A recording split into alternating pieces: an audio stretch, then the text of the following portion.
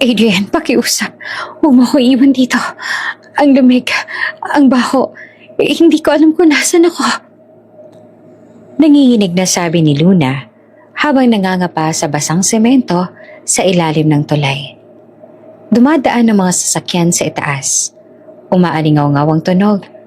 Parang walang pakialam sa kanya. Sandali lang to. Sagot ni Adrian, inis na inis. May aasikasuhin lang ako. Babalikan kita. Agad. Pinisil niya ang kamay ni Luna.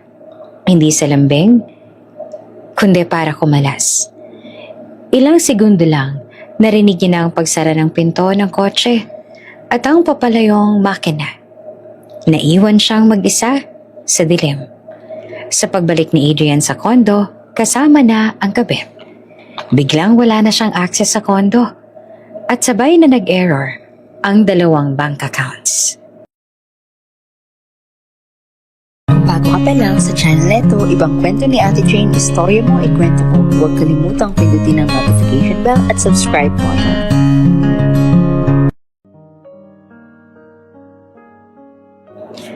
Gabi, umuulan ng marahan sa simula. Tila mga paalala hanggang sa tuluyang bumuhos. Walang awa, walang tanong.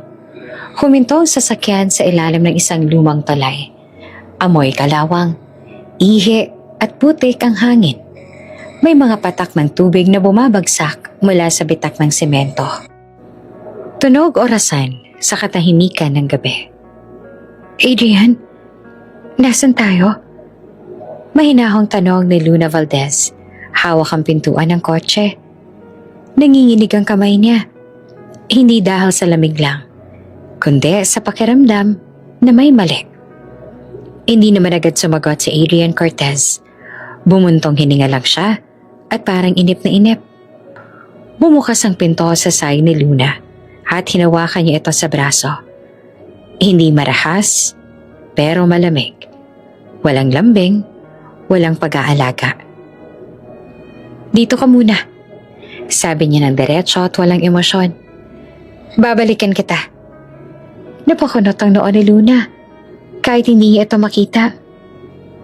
Bakit dito, Adrian? Madilim. Basa. Mabaho. Inalalayan siya palabas ng sasakyan.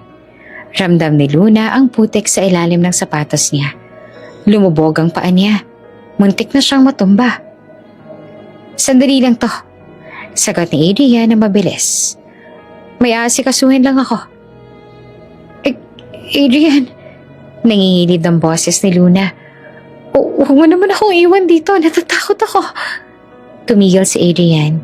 Saglit lang at parang nag-iisip. Pagkatapos ay ngumisi. Ngiting hindi nakita ni Luna, pero ramdam niya sa pagbabago ng hangin. Sa bigat ng katahimikan. Luna, huwag kang OA. May maririnig ka lang ng mga sasakyan, wala namang mangyayari. Ikinupo niya si Luna sa isang sulok sa ilalim ng tulay. Ramdam ni Luna ang malamig na semento sa likod niya. Basa, madulas, at may kung anong dumampi sa palad niya. Putik, o baka kung ano pang mas marumi. Diyan ka lang, utos ni Adrian. Gaano katagal? Tanong ni Luna na nanginginig. Hindi na sumagot si Adrian. Sa halip, isinara niya ang pinto ng kotse. Isang malakas na thud ang umalingaw-ngaw sa ilalim ng tulay. Tunog ng pagtatapos. Umandar ang makina. Adrian! Sigaw ni Luna at pilit tumatayo. Nadula siya at napaupo ulit. Adrian, pakiusap, bumalik ka! Ngunit walang sagot. Palayo ng palayo ang tunog ng sasakyan. Hanggang sa tuluyan na itong mawala. Kasabay ng pag-asa. Nananatiling tahimik si Luna. Hinihingal. Pinakiramdaman niya ang paligid. Patak ng ulan, ugong ng mga sasakyang dumaraan sa ibabaw ng tulay. May mga naririnig siyang tawanan. Hindi iyon sa paligid. Sa hindi sinasadyang pagkakataon, naiwan pala ang headphone ni Adrian sa bukas sa speaker sa tenga niya at malinaw ang boses na umaalingaw-ngaw sa dilim. Grabe ka, Adrian. Sabi ng isang babaeng malambing na may halong tawa. Iniwan mo talaga? Tumigil ang paghinga ni Luna. Boses iyon ni Mika. Siyempre, sagot ni Adrian. Tumatawa rin. Di ko na kaya yun. Bulag na nga. Pabigat pa. Parang may humampa sa dibdib ni Luna. Naninikip ang lalamunan niya. Pero wala siyang boses na mailabas. Paano ko may makakita sa kanya? Tanong ni Mika. Kunwaring nag-aalala. Ano naman? Sagot ni Adrian. Di naman niya alam kung nasan siya. Tsaka, tapos na kami. Ikaw na ang future ko. Tumawa naman si Mika na mas malakas. Ang sama mo? Hindi, sagot ni Adrian. Praktikal lang. Napayuko si Luna sa sarili niya. Umiiyak siya, tahimik, walang hikbi, walang sigaw. Tanging luha lang ang bumabagsak. Humahalo sa ulan at putik sa kanyang pisngi. Pero habang umiiyak siya, may kakaibang katahimikan ang pumasok sa dibdib niya. Sa likod ng sakit, may kumikislap na malinaw na isip. So ganito pala, naisip niya.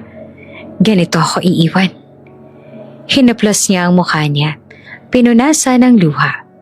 Ang ulan ay parang humuhugas ng natitirang kahinaan. Hindi ako patay. Bulong niya sa sarili. Buhay pa ako. Huminga siya ng malalim at pinakiramdaman ng paligid. Ang tunog, ang direksyon ng hangin, ang distansya ng mga yabag sa itaas. Bulag man siya, sanay na siyang umangkop. Sanay na siyang makinig.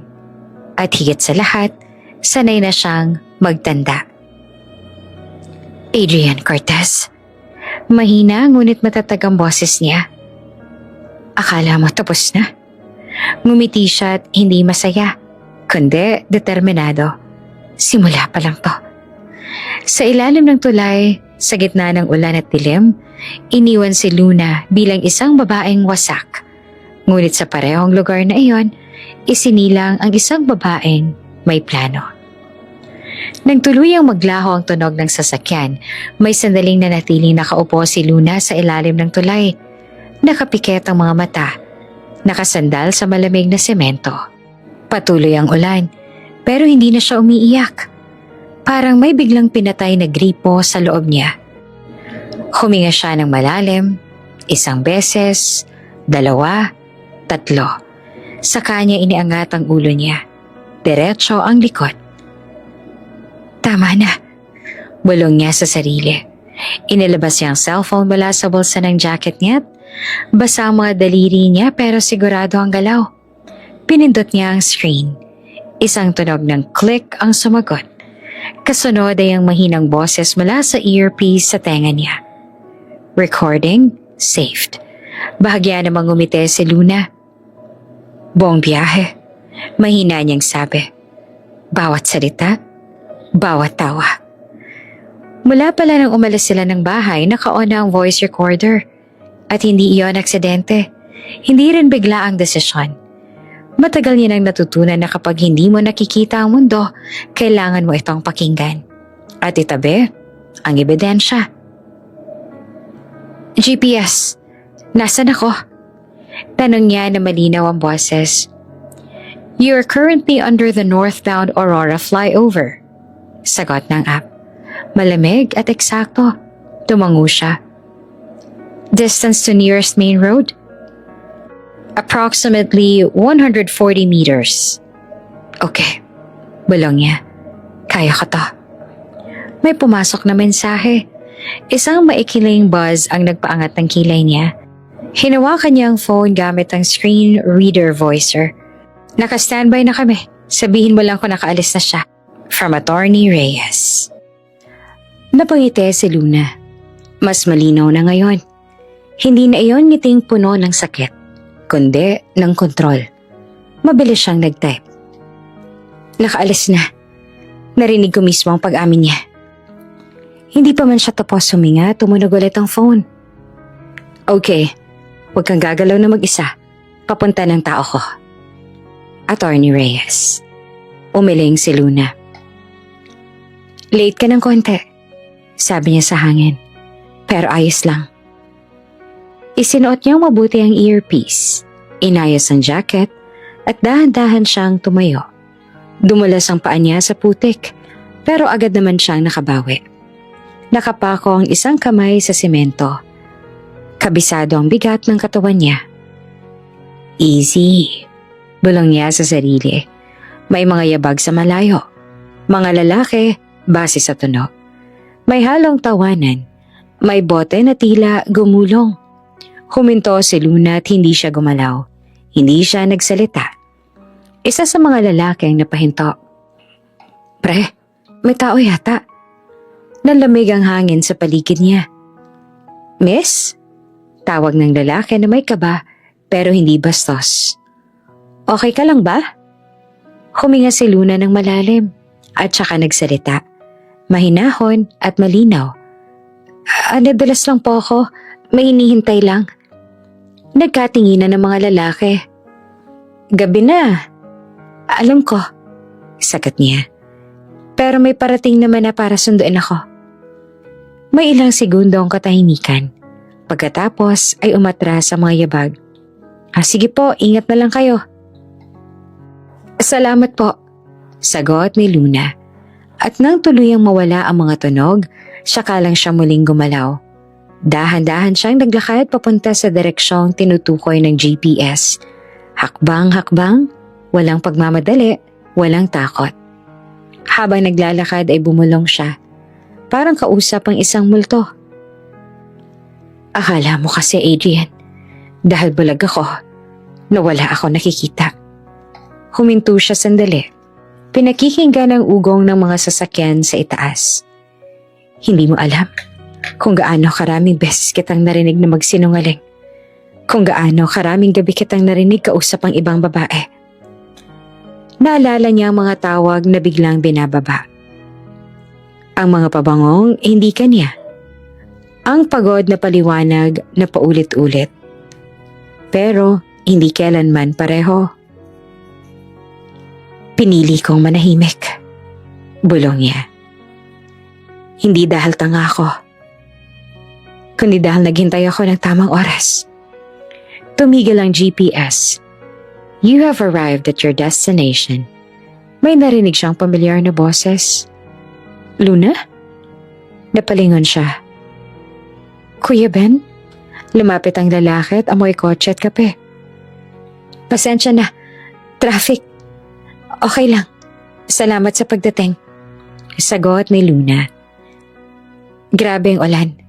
Sabi ni Ben. Handa na ba tayo? Tumango siya. Oo. Sumakay siya sa sasakyan. Isinara ang pinto. Sa loob, mainit, tahimik, ligtas. May nakuha ka ba? Tanong ni Ben. Inilapag ni Luna ang phone sa pagitan nila. Lahat. Pinindot niya ang play. Umalingaw-ngaw ang boses ni Adrian sa loob ng sasakyan. Malinaw, walang lusot. Bulag na nga, pabigat pa. Tapos na kami. Ikaw na ang future ko. Tahimik si Ben. Pinatay ni Luna ang recording. Enough na yan. Luna, marahang sabi ni Ben. Sigurado ka na ba dito? Huminga siya ng malalim at saka tumingin sa direksyong kinalalagyan niya. Siguradong sigurado. Kinuha niya ang phone at nag-voice record ng huling mensahe. May hawak na akong ebidensya. Simulan na natin. Ilang segundo lang may sagot agad. Copy. Simula na. Attorney Reyes. Isinandal ni Luna ang ulo niya sa upuan. Pumikit para hindi umiyak, kundi para magpahinga. Sa gabing iniwan siya sa ilalim ng tulay, akala ni Adrian iniwan niya ang isang babaeng wala ng laban. Hindi niya alam, iyon na ang gabi na nagsimulang bumawi si Luna Valdez. Noong una, si Adrian Cortez ang lalaking hinahangaan ng lahat. Pagkatapos ng aksidente, isang bangga sa kalsadang madulas. Isang iglap na nagdilim ang mundo ni Luna. Si Adrian ang laging nasa tabi ng kama niya. Siya ang hunang humawak ng kamay ni Luna sa recovery room. Ang huling boses na narinig bago siya makatulog sa gabi. Ayos lang. Paulit-ulit niyang sinasabi noon. Andito lang ako. At naniwala si Luna. Sa apartment nila nagmistulang bagong tao si Adrian. Siya ang nagluluto kahit sunog ang itlog. Siya ang naglilinis kahit mali ang ayos sa mga gamit. Siya ang umaalalay kapag maglalakad si Luna. Maingat, mabagal, parang ang mundo'y pira-piraso at siya ang nagbabantay na wag itong gumuho. Napakaswerte mo sa asawa mo. Bulong ng kapitbahay na si Aling Rosa isang hapon. Hindi lahat ng lalaki ganyan. Ngumiti lamang si Adrian at mapagkumbaba. Asawa ko siya. Hindi nakita ni Luna ang mga ngiti, pero narinig niya ang tono. Mainit, maalaga, parang tunay. Sa mga unang buwan halos wala siyang duda. May lungkot, oo. May takot, pero may tiwala. Hanggang sa unti-unti nang nag-iba ang tunog ng mundo. Luna, sandali lang. Sabi ni Adrian isang gabi at may iritasyon sa boses. Pwede bang wag mo muna akong tawagin? May inaayos lang ako. Pasensya na. Sagot naman ni Luna agad. Akala ko kasi okay lang. Putol niya pero hindi na bumalik ang lambing. Dumami ang sandali lang. Humaba ang buntong hininga. Dumalas ang pagod. Isang umaga, habang inaabot ni Luna ang tasa ng kape, natapon ito sa mesa. Luna! Sigaw ni Adrian sabay tayo. Ilang beses na to? Nataranta si Luna. Sorry, hindi ko. Ano bang ginagawa mo? Tumahimik sandali ang bahay. Tapos sa isang mahabang buntong hininga. Hindi ko pwedeng bantayan lahat. Hindi siya sumagot. Tahimik niyang pinunasan ng mesa. Kahit nanginginig ang kamay niya. Kinagabihan, narinig niyang may kausap si Adrian sa phone sa kusina. Mahina ang boses, pero malinaw ang emosyon. Pagod na ako, sabi nito. Araw-araw na lang. Para ako lang ang may buhay. May babae namang tumawa sa kabilang linya. Malabing at parang sanay makinig. Ang bait mo kasi masyado, sagot ng babae. Hindi mo naman obligasyon yan habang buhay? Hindi pa alam ni Luna ang pangalan. Pero doon niya unang narinig ang boses ni Mika. Mula noon naging mas madalas na ang tawag. Mas mahaba ng oras sa labas at mas maikli ang pasensya. May overtime ako. Paliwanag ni Adrian minsan. Oo, sagot ni Luna. Kahit hindi niya alam kung totoo. Mag-iingat ka. Isang gabi, umuwi si Adrian na may amoy ng pabango. Hindi kanya, hindi rin kay Luna. May katrabaho lang. Mabilis niyang sabi, bago pa siya magtanong. Tumango si Luna, hindi siya umimik. Pero sa loob-loob niya, may mga perasong unti-unting naglalaglagan. Dumating ang araw na narinig niya ang usapan. Hindi sinasadya, pero hindi rin maitatanggi. Nagkakasakit ka na sa kanya, sabi ni Mika sa phone. Malinaw at walang hiya. Bulag na siya, Adrian. Ano pa bang feature ninyo? Tahimik si Adrian. Narinig ni Luna ang paghinga niya. Mabigat. Hindi ko naman ginusto to, sagot niya sa wakas. Pero hindi ko na kaya. May paraan, sabi ni Mika. Alam mo yan. Paano? Tanong ni Adrian. May mana siya, diba? May pera pa kayo sa insurance. Huwag kang magpakamartir. Para binuhusan ng malamig na tubig ang likod ni Luna. Hindi siya gumalaw, hindi siya huminga ng malakas. Hindi siya bata, dagdag ni Mika. Kaya niyang mabuhay mag-isa. Natawa na lang si Adrian. Maikli, pilit. Hindi mo kilala si Luna. Mas kilala kita, sagot ni Mika. At alam kong gusto mong lumaya. Kinabukasan iba na ang kilos ni Adrian. Mas maingat, mas tahimik at parang may binibilang. Luna, sabi niya habang kumakain sila. Kailangan nating magtipid. Ha? Bakit? Tanong niya. Ang daming gastos. Diretsong sagot niya. Gamot, check-up, hindi biro. Napayuko si Luna. Pasensya na. Tumahimik si Adrian ng ilang segundo ang lumipas. Huwag ka na mag-sorry, sabi niya sa wakas. Pero sana maintindihan mo rin ako. Noon nagsimulang magtanim ng lihim si Luna. Hindi siya nagreklamo, hindi siya umangal. Sa halip ay nakinig siya. Nag-ipon ng tunog, ng salita, ng katotohanan. Natutunan niyang i-on ang recorder bago pa man pumasok sa kwarto si Adrian. Natutunan niyang kilalanin ang boses ni Mika kahit sa pinakamaikling tawag. At habang patuloy na gumaganap si Adrian bilang mabuting mister sa harap ng iba, lalaking sinasakripisyo ang lahat para sa asawang bulag, unti-unti namang nahuhubad ang maskara niya sa loob ng bahay. Isang hapon, bago sila sumakay ng kotse, hinawakan ni Adrian ang balikat ni Luna. Magtiwala ka lang, sabi niya na parang dasal. Ako ang bahala. Hindi nakita ni Luna ang ngiti, pero narinig niya ang lamat. At salamat na iyon, pumasok ang liwanag ng katotohanan. Hindi aksidente ang lahat, at hindi rin siya basta iniwan. Planano iyon, habang siya'y tinatawag na asawa. Tahimik ang conference room ng law office. May amoy ng kape at papel. Malinis, maayos, kontrolado. Kabaliktaran ng kaguluhang iniwan ni Luna sa ilalim ng tulay. Naupo si Luna Valdez sa dulo ng mesa. Diretso ang likod, magkahawak ang mga kamay. Ang salamin sa harap niya ay walang silbi sa kanyang mga mata. Pero alam niyang malinaw ang refleksyon niya sa isip ng mga taong nasa loob ng silid. Bago tayo magpatuloy, sabi ng lalaking nasa kaliwa niya, sigurado ka ba sa gusto mong mangyari? Si Attorney Reyes iyon. Tahimik, matalas at hindi sanay magtanong ng walang dahilan. Tumango si Luna. Matagal na akong sigurado. May isa pang tao sa kwarto, si Attorney Molina. Mas bata, mas diretso. Binuksan niya ang folder sa harap niya. Simulan natin sa pinaka-basic, sabi nito. Ang condo unit sa Greencrest, kanino nakapangalan?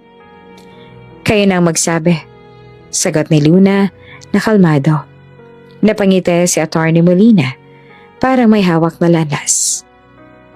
Kay Luna Valdez, buong buo, walang co-owner. Tahimik ang kwarto. Paano naman ang negosyo? Tanong ni Attorney Reyes, kahit na alam niya na ang sagot. Valdez Holdings, sagot ni Molina.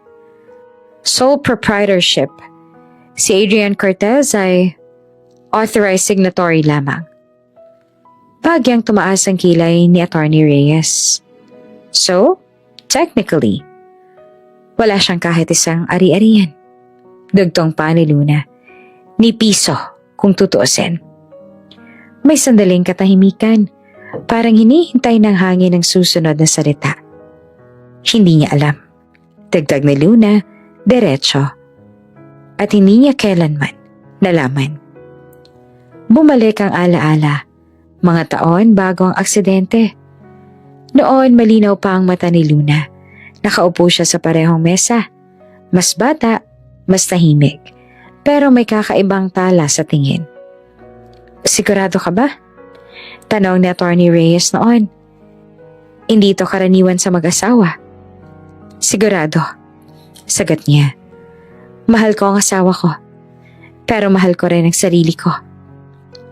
Isa-isa niyang pinirmahan ng mga papeles, trust agreements, special power of attorney na may limitasyon, contingency clauses. Kapag may nangyari sa akin, sabi niya noon, ayoko maging pabigat at ayoko mawala ng kontrol. Natahimik si Attorney Reyes. Hindi ka takot na masaktan siya? Ngumiti si Luna. Kung tunay ang pagmamahal niya, hindi niya mapapansin. Kung hindi, mas mabuti nang handa ako. Bumalik siya sa kasalukuyan. Ang alam ni Adrian, paliwanag ni Luna, na siyang nagmamanage ng lahat dahil hindi ko na raw kaya. Pinaniwala ko siyang ganun. Pero legally, sabi ni Atty. Molina, wala siyang karapatang magbenta, mag-withdraw, o maglipat ng kahit ano nang wala ang personal confirmation mo. Tumango si Luna. Kaya hindi ako nag-aalala kahit narinig ko silang magplano. Napabuntong hininga si Atty. Reyes. Alam mo bang kung tinuloy niya ang plano? Kung kinuha niya ang pera? Criminal case agad yun? Alam ko, sagot ni Luna. At alam niyang wala siyang laban. May kumatok sa pinto. Pumasok ang assistant. May hawak na tablet. Sir, sabi nito kay Atty. Reyes. Tumatawag po si Adrian Cortez. Galit na galit. Napangiti si Luna. Hindi malaki, hindi masaya. Tamang korba lang ng labi. Pakisagot, sabi ni Atty. Reyes. On speaker. Isang click. Ano to? Sigaw ni Adrian sa kabilang linya. Bakit frozen ang accounts? Tahimik si Luna. Sir, kalmadong sabi ni Atty. Reyes. May limitasyon po ang authority ninyo. Hindi niyo po pwedeng galawin ang assets without consent ng owner. Anong owner? Sigaw ni Adrian. Ako ang asawa. Hindi po sapat yon, sagot ni Reyes. Lalo na't hindi sa inyo nakapangalan ng kahit na alin. May sandaling katahimikan. Parang nabasag ang mundo ni Adrian sa kabilang linya. Anong ibig mo sabihin? Marahang tanong nito. Halos pabulong na. Dahan-dahang nagsalita si Luna. Ibig sabihin, Adrian, wala kang iniwan. Nanigas ang linya. Luna, ani at hindi makapaniwala. Ano? Paano? Lahat ng ginamit mo. Patuloy niya. Lahat ng pinagyabang mo kay Mika? Sa akin galing. Pinahiram ko lang. Hindi mo pwedeng gawin to. Panginginig ang boses ni Adrian. Asawa mo ako. Hindi. Sagot ni Luna na mahinahon. Isa ka lang authorized user. At tinanggal na kita. Narinig ang pagbagsak ng kung ano sa kabilang linya. Marahil ay upuan. Marahil ilusyon. Luna, makiusap ka. Simula ni Adrian. Pinatay ni Atty. Reyes ang tawag. Tahimik muli ang kwarto. May gagawin pa ba tayo? Tanong ni Atty. Molina. Tumango si Luna. Simula ng proseso. Annulment, fraud, emotional abuse. Huminga siya ng malalim. Sa unang pagkakataon, matapos ang mahabang panahon, magaan ang dibdib niya. Alam mo, sabi ni Atty. Reyes, maraming lalaki nagtatago ng pera sa asawa. Bihira ang kabaligtaran. Ngumiti si Luna. Hindi kasi kayamanan ng habol ko. Tumayo siya. Inabot ang tungkod niya. Kundi kalayaan. Sa labas ng opisina, maliwanag ang araw. Hindi niya ito nakita pero ramdam niya ang init sa balat niya. At sa unang pagkakataon, alam niyang kahit hindi siya nakakakita, si Adrian, ang tunay na bulag. 2 taon na ang nakalilipas pero malinaw pa rin sa alaala ni Luna ang tunog. Hindi larawan, tunog. Ang hiyaw ng preno, ang dagundong ng bakal na nagpamangkaan. Ang biglang katahimikan matapos ang sigawan ng mundo. Luna! Luna, gising! Boses yan ni Adrian. Nanginginig, paulit-ulit. Hindi niya maigalaw ang katawan niya noon. Parang may mabigat na nakadagan sa dibdib niya. May dugo siyang nalalasahan. May ilaw, matingkad, masakit, tapos biglang wala. Pagmulit niya, amoy antiseptic ang sumalubong. May humuhuni na makina May malamig na kamay na nakahawak sa kanya. Doc, mahinang tanong ni Adrian. Makakakita pa ba siya? May katahimikan, mabigat, maingat. Severe ang naging trauma sa mata. Sagot ng doktor. We can't promise anything. Hindi na umiyak si Luna noon. Hindi pa niya lubos sa uunawaan ang ibig sabihin ng dilim na bumalot sa kanya. Sa mga sumunod na buwan, si Adrian ang naging mundo niya. Dahan-dahan lang. Laging paalala nito kapag maglalakad siya. Sandalan mo ako. Ako na. At naniwala siya. Pinakain siya ni Adrian. Inalalayan sa banyo. Inihatid sa therapy. Sa bawat kilos, may kamay na gumagabay hanggang sa masanay ang lahat na ganoon na lang siya. Umaasa. Ang bait naman ng asawa mo, sabi ng nurse minsan. Bihira lang ang ganyan. Dagdag naman ang isa pa. Narinig ni Luna ang mga papuri at sa una, nagpapasalamat siya. Hanggang sa naging ibang klase na ang tono ng mundo. Hindi ka ba pwedeng mag-iingat? Iritadong sabi ni Adrian isang araw nang matapon ng gamot. Pagod na ako. Bulong niya minsan. Akala niya walang nakakarinig. Doon nagsimulang magbago ang pakiramdam ni Luna. Hindi lamang sa puso, kundi sa katawan. Isang umaga, habang nag-aayos siya ng kama, may dumaan na liwanag. Hindi malinaw, hindi hugis. Isang anino lang, pero naroon. Nanigas siya. Ilang segundo siyang hindi huminga. Imposible, sabi ng isip niya. Pero kinabukasan, may isa na namang sandali. Isang linya ng liwanag sa gilid ng kortina. Isang pagbabago sa dilim. Hindi siya nagsalita. Sa halip, nakinig siya. Unti-unting bumalik ang paningin. Hindi biglaan, hindi buo. Parang puzzle na paunti-unting binubuo. Mga hugis, anino, galaw. At kasabay noon, mas naging malinaw ang mga naririnig niya. Isang gabi, narinig niyang may kausap si Adrian sa phone sa sala. Mahina ang boses, pero malinaw ang intensyon. Hindi na ako tatagal, sabi nito. Baka hindi ko na kaya to. May batang tumawa sa kabilang linya, si Mika. Eh di iwan mo, sagot nito. Ano pa bang hinihintay mo? Hindi yung ganong kadali, sagot ni Adrian. Sa akin nakaasa lahat. Tumigil ang paghinga ni Luna. Akala ng lahat. Dugtong ni Adrian na wala na siyang kaya. Bulag siya. May sandaling katahimikan tapos, di mas madali nga, sabi ni Mika. Konting syempo lang. Doon kahit hindi pa malinaw ang mundo sa mata ni Luna, naging malinaw ang lahat sa isip niya. Hindi siya nagsalita, hindi siya gumalaw, hindi niya sinabi kahit na kanino. Sa mga sumunod na buwan patuloy na bumabalik ang paningin niya, sapat na para makakita ng mga kulay, ng hugis ang mukha ni Adrian, ng paraan ng pag-iwas nito ng tingin.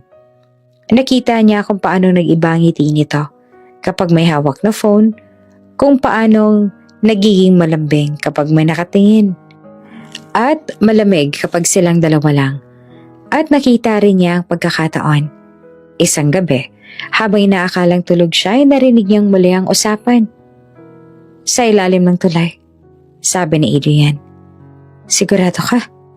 Tanong ni Mika. Walang makakakita, sagot naman niya. At kahit may makakita, hindi naman niya alam kung nasan siya. Doon ay tuluyang nagdesisyon si Luna. Kung tingin mo bulag ako, hayaan mong paniwalaan yan. Mula noon, sinadya niyang magpanggap. Sinadya niyang magkamali ng hakbang. Sinadya niyang huwag tumingin ng diretsyo. Habang palakas ang mata niya, mas lalong tumalas ang isip niya.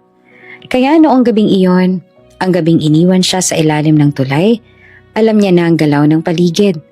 Alam niya na kung kailan bubukas ang pinto. Alam niya na kung kailan lalayo ang sasakyan. At alam niyang hindi iyon ang wakas. Habang nakaupo siya sa putik, ang mundo'y hindi naganap na itim. Malabo, oo. Pero may liwanag na. At sa liwanag na iyon, nakita ni Luna ang katotohanan. Hindi aksidente ang pagkakawala ng paningin niya. At hindi rin aksidente ang pagbalik nito. Sa loob ng 2 taon, akala ng lahat siya ang nawala ng kakayahan. Ngunit ang totoo, si Adrian ang nawalan ng kontrol. At oras na para malaman niya iyon. Flashback ng nakaraan. Gabi iyon sa ospital na parang walang katapusan. Mahina ang ilaw sa kwarto. May mahinang beep ng monitor sa tabi ng kama. Paalala na buhay pa siya. Kahit pakiramdam niya noon, kalahati na lamang. Nakahiga si Luna, nakapikit. Hindi dahil tulog siya kundi dahil iyon ang mas ligtas. Naroon si Adrian kanina. Inaayos ang mga papel. Kausap ang doktor. Tahimik, maayos, perpektong larawan ng asawang nag-aalala.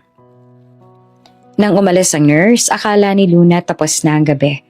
Hanggang sa naririnig niya ang tunog ng upuang hinihila at ang pamilyar na buntong hininga ni Adrian. Hello? Bulong nito sa phone. Oo, nandito pa rin ako. Tumigil ang paghinga ni Luna. Hindi siya gumalaw, hindi siya kumurap, hinayaan niyang maging mabagal ang paghinga niya. Pantay, parang tulog. Hindi ko na talaga alam ang gagawin. Patuloy pa ni Adrian na mababa ang boses. Ang tagal na nito. May sumagot naman sa kabilang linya. Hindi malinaw pero sapat para marinig ang tono. Babae, kalmado at walang awa. Hindi madali, sagot ni Adrian. Pero minsan iniisip ko, mas madali kung tuluyan na lang siyang mawala. Parang may humigpit sa dibdib ni Luna. 1 segundo, 2, 3. Hindi siya humikbi, hindi siya umiyak. Ang takot ay hindi sumabog, tumigas lang, na parang yelo. Hindi ko sinasabi na ako ang gagawa. Dagdag ni Adrian agad. Parang nagtatanggol sa sarili. Pero alam mo naman, bulag na siya. Dependent. 1 maling hakbang lang. Huminto siya, tumawa ng mahina. Pilit. Hindi ko na kaya habang buhay. Tahimik ang kwarto. Ang beep ng makina ay parang mas malakas na ngayon. Kung may natira pang pagdududa si Luna noon, doon iyon namatay. Hindi lang pala pag-iwan ang gusto niya. Naisip niya, gusto niya ako mabura. May kumaluskos. Tumayo si Adrian. Sige, sabi nito sa phone. Bukas ulit. Narinig ni Luna ang paglapit ng yapak. Narinig niya ang paghinto sa tabi ng kama. Luna, mahinang tawag ni Adrian. Hindi siya gumalaw. Hinawakan ni Adrian ang kamay niya. Mainit, mabigat. Hindi niya naramdam ang dating lambing. Ang naroon lang ay pananakot. Matulog ka na, bulong nito. Parang dasal. Ako nang bahala sa'yo. Gusto niyang umatras. Gusto niyang hilahin ang kamay niya palayo. Pero hindi niya ginawa. Sa halip, bumuntong hininga siya. Mahina, kunwari mahimbing. Makalipas ang ilang sandali, narinig niya ang pinto na sumara. Doon lang siya huminga ng malalim. At doon nagsimula ang pagbabago. Kinabukasan, nagtanong siya sa nurse. Mahina, kunwari inosente. Ate, sabi niya, pwede po bang may maliit na radyo rito? Nahihirapan po ako matulog kapag katahimik. Ngumiti naman ang nurse. Oo naman. Iyon ang unang hakbang. Sumunod humingi siya ng phone para raw makinig ng audiobooks. Para raw hindi mabagot. Basta simple lang, sabi niya kay Adrian. Di ko rin naman makikita. Tumango naman si Adrian, walang duda. Hindi nito alam na bawat gabing iniwan siyang mag-isa, naka-on ang recorder. Hindi nito alam na kabisado na ni Luna ang oras sa mga tawag niya. Hindi nito alam na may mas malinaw pa sa liwanag ang mga salitang iniipon niya. Mas pinalala pa ni Luna ang pag-arte. Mahal, Sabi niya minsan na nanginginig ang boses. Hindi ko kaya yatang mag-isa. Napabuntong hininga si Adrian. Ano na naman? Natatakot ako. Dagdag niya. Pakiramdam ko pabigat ako. Tahimik si Adrian, ilang segundo. Ganyan talaga, sagot nito. Kailangan mo lang tanggapin. Tinandaan niya iyon. Inilagay sa isip, sa listahan. Sa harap ng iba, mas lalo niyang pinakita ang kahinaan. Nadadapa siya, naliligaw sa sariling bahay. Paulit-ulit magtanong. Nasaan ang baso? Ano oras na? Darating ka ba? At tuwing may tao sa paligid, si Adrian ang bida. Pasensya na ha, sabi nito sa mga bisita. Ganyan na talaga siya. At tuwing sila lang dalawa lumalabas ang pagod, ang pagkainis, ang totoo. Isang gabi, narinig na naman niya ang boses sa phone. Konti na lang, sabi ni Adrian. Hindi na siya nag-iisip. Tumawa ang babae. Sigurado ka? Oo, sagot niya. Wala na siyang alam. Sa dilim ng kwarto, nakahiga si Luna. Nakapikit, tahimik. Pero sa loob niya, gising na gising ang lahat. Hindi ako mawawala. Pangako niya sa sarili. Pero ikaw, mahuhulog. At sa gabing iyon sa ospital, ang gabing narinig niya ang pinakamalupit na katotohanan, isinilang ang babaeng hindi na maghihintay ng awa. Hindi na siya biktima. Isa na siyang saksi. At handa na siyang magsalita kapag siguradong may babagsak. Hindi sinabi ni Adrian ng maaga. Isang hapon, habang nakaupo si Luna sa sala, narinig niya ang tunog ng pinto. Hindi ang pamilyar na isa, kundi dalawang yabag na magkasabay. May kasamang halakhak na hindi kanya. Hindi kailanman naging kanya. Uy, dito pala, sabi ng boses ng babae. Masigla, mapangangkin. Ang linis. Tumigil ang paghinga ni Luna sandali. Kilala niya ang boses na yon kahit pilitan niyang kalimutan. Si Mika. Sandali, sabi ni Adrian at may pilit na lambing. Magpapakilala muna ako. Lumapit ang mga yabag. Tumigil sa harap niya. Luna? Sabi ni Adrian na parang normal lang ang lahat. Si Mika. Tutulong siya dito sa bahay. Tahimik si Luna. Iniangat niya ang ulo niya ng kaunti. Sapat lang para magkunwaring naghahanap ng direksyon. Tutulong? Ulit niya sa mahinang tanong. Tumawa si Mika. Oo, kasi parang mabigat na daw po yung trabaho niya. May diin sa huling salita. Pinisal ni Adrian ang braso ni Luna. Temporary lang to. Bulong niya. Para sa'yo na rin. Tumango si Luna. Kung makakatulong siya. Ngumiti si Mika. Ngiting hindi para sa kanya. Mula noon, nagbago na ang timpla ng bahay. Ang sala na dati tahimik, napuno na ng pabango ni Mika. Ang kusina na minsan kay Luna, naging teritoryo ng iba. Ang kwarto ang naging kanlungan. Naging lugar na kailangan niyang iwasan. Adrian, sabi ni Mika isang umaga. Malakas ang boses habang nagtitimpla ng kape. Asa na yung sugar? Hindi ko makita. Nasa kaliwa. Sagot agad, kahit hindi siya tinatanong. Tumigil si Mika. Ay, sorry. Sabi nito na kunwaring nagulat. Nakalimutan kong, alam mo pala lahat, kahit hindi ka nakakakita. Hindi naman sumagot si Luna. Tahimik niyang hinawakan ng tasa, inusog sa mesa, at saka umatras. Grabe no?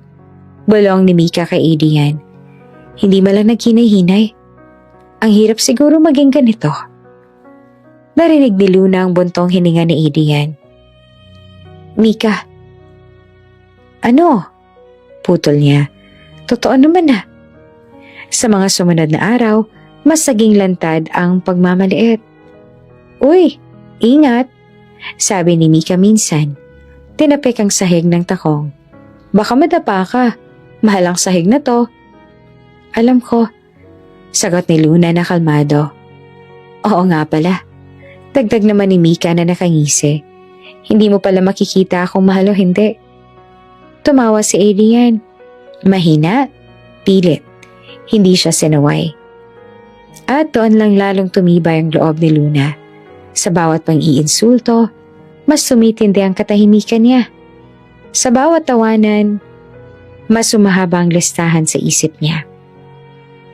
Isang gabi, habang nasa sala sina Adrian at Mika, nagkunwari si Luna na tulog sa kwarto. Mahina ang ilaw, nasa mesa ang phone niya. Nakataob, naka-on ang recorder. "Hindi ko alam kung hanggang kailan pa siya dito," sabi ni Mika na walang preno. "Parang multo sa bahay." "Sandali na lang," sagot ni Adrian. "Inaayos ko na." "Anong inaayos?" tanong ni Mika. Lahat naman sa'yo." Tumigil si Adrian. "Huwag kang maingay." Tumawa si Mika. "Takot ka pa rin ba? Akala ko ba wala na siyang alam?" "Hindi mo alam," sagot ni Adrian sa mababang boses. "May mga ganitong tao na kahit bulag, pakiramdam mo may nakikita." Nakangiti si Luna sa dilim. Kung alam mo lang, naisip niya. Kinabukasan, pinagugas siya ng pinggan ni Mika. "Ay, ikaw na," sabi nito at abot ang plato. "Wala ka namang ibang ginagawa." Tinanggap ni Luna ang plato. "Sige." Nadalas ang isang baso. Nabagsak. Nabasag. "Ay nako," sigaw ni Mika. "Tingnan mo nga yan, wala ka talagang silbi." Tumayo si Adrian. "Mika, ano?" Balik nito. "Hindi ba totoo?" Tumahimik ang bahay. Tumigil ang oras. "Pasensya na," sabi ni Luna na marahan. Lumuhod siya ng dahan-dahan. Alam niya kung saan ang mga bubog. Kita niya ang anino ng mga paa ni Mika. Ang anyo ng mukha nitong puno ng panlalait. At nakita rin siya ni Adrian. Nakatingin, walang ginagawa. Gabi-gabi, inuulit niya ang ritual. Inaayos ang phone, tinitiyak ang recorder. Tahimik na nakahiga, nakikinig. Pag wala na siya, sabi ni Mika isang gabi, "Sa'yo na ang lahat." "Tumahimik ka," sagot ni Adrian. "Hindi yung ganong kadali." Bakit?" Balik ni Mika. "Bulag naman siya, diba? Sino pang maniniwala sa kanya?" Napakuyom ang kamay ni Luna sa ilalim ng kumot. "Ako," sagot niya sa sarili. At sapat na yon. Sa umaga, nagiging tahimik ulit siya. Mabait, masunurin, hindi nagrereklamo. "Salamat sa pagkain," sasabihin niya. "Okay lang ako." Paulit-ulit. At sa bawat salitang yon, mas lalo niyang pinapatunayan ang iniisip ni Mika. Na wala siyang alam. Wala siyang laban. Isang gabi, habang nag-aaway sina Adrian at Mika sa sala, mas malakas ang boses. "Ang bagal mo!" sigaw ni Mika. "Akala ko ba tapos na to?" "Hindi kita kailangang sigawan," sagot ni Adrian. "Ano? Natatakot ka bang marinig niya?" Tawag ni Mika. Andyan lang yan. Parang gamit na hindi mo maitatapon." Sa kwarto, tahimik si Luna. Nakapikit, nakikinig, naka-record pa rin. At sa gitna ng lahat ng pang-ape, panlalait at pagwawalang bahala, isang bagay ang hindi nila napansin. Hindi si Luna ang bisita sa bahay na yon, kundi sila. At bawat gabi habang iniipon niya ang boses nila sa maliit na device sa mesa, mas lumilinaw ang katotohanan. Hindi siya naghihintay na iligtas. Naghahanda siyang maningil. Tahimik ang gabi pero gising ang bahay. May mga gabing ganito, kung saan ang katahimikan ay hindi pahinga, kundi babala. Nakahiga si Luna sa kama, nakatagilid, kunwaring tulog. Naka-on ang maliit na recorder sa ilalim ng unan. Sanay na siyang matulog na may isang tenga na nakabukas. Sa sala, naroon sina Adrian at Mika. Hindi na sila nag-iingat. Akala nila, wala ng mundo si Luna sa labas ng dilim. Hindi pwedeng dito, sabi ni Adrian na mababa pero matigas ang boses. Kailangan malayo. Gaano kalayo? Tanong ni Mika na may halong inip. Sa probinsya, o kahit saan, na walang nakakakilala sa kanya. Sagot ni Adrian. Iiwan ko siya roon. Sabihin nating naligaw. Tumigil ang paghinga ni Luna. And then after that, tanong ni Mika. Maghihintay tayo ng konti. Paliwanag ni Adrian. I-report ko siyang nawawala. Bulag. Mahina. Walang kakayahang mabuhay mag-isa. Tumawa si Mika. Perfect. Pag tumagal, dugtong ni Adrian, automatic na yung insurance. At dahil asawa niya ako, ikaw makikinabang. Pagtatapos si Mika at masaya. May katahimikan, parang binibigyang halaga ang plano. Sigurado ka bang walang sabit? Tanong ni Mika. Wala, sagot ni Adrian. Wala makakapagsabi kung nasan siya. Wala rin naman siyang sasabihin. Sa loob ng kwarto, naniga si Luna. Ganito pala, naisip niya. Hindi lang ako iiwan. Buburahin niya ako. Isang gabi lang. Patuloy pa ni Adrian. Sasabihin kong lalabas kami para magpahangin. Pagbaba ng sasakyan, iiwan ko siya. Parang pamilyar, parang rehearsal. Ang lupit mo, sabi ni Mika na may halong kilig. Praktikal, sagot ni Adrian. Pagod na ako sa pabigat. May tunog ng basong inilapag.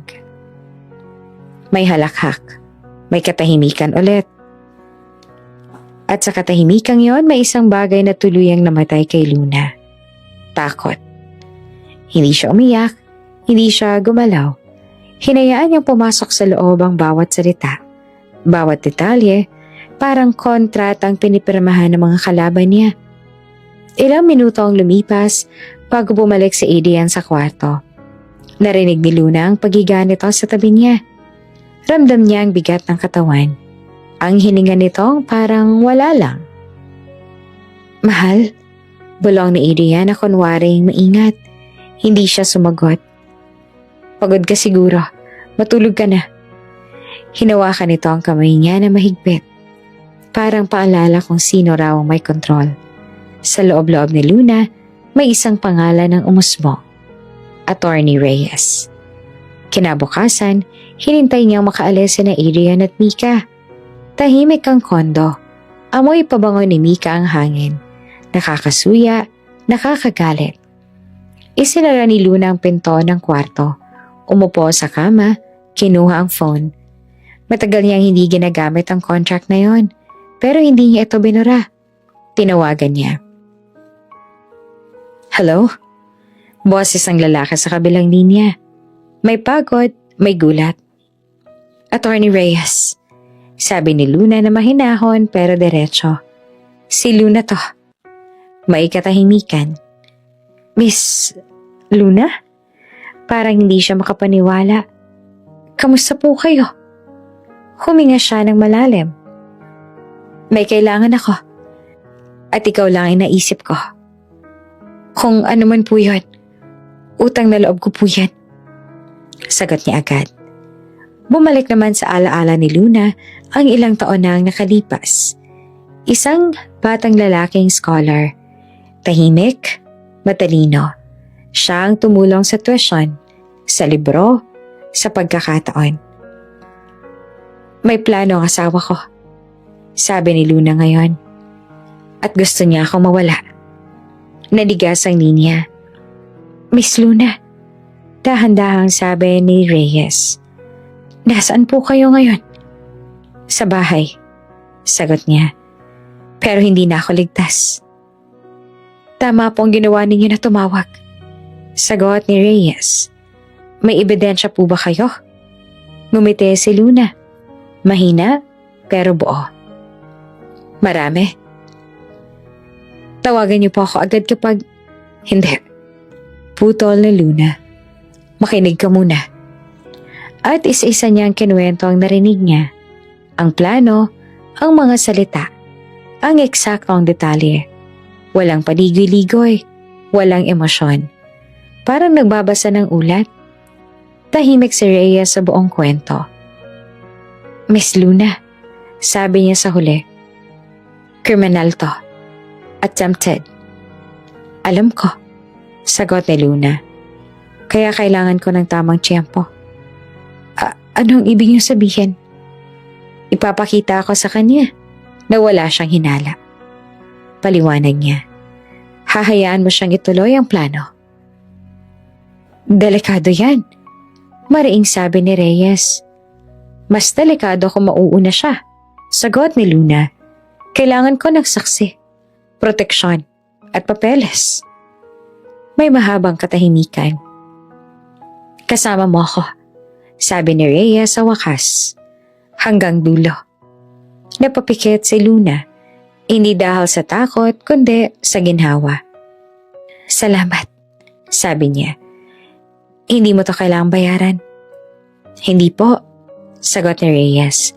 Matagal ko na po itong binabayaran. Binitiwan ni Luna ang tawag. Umupo siyang tahimik. Sa labas, bumukas ang pinto. Bumalik na sina Adrian at Mika. Ay, andyan ka lang pala. Sabi ni Adrian na kunwari normal lang.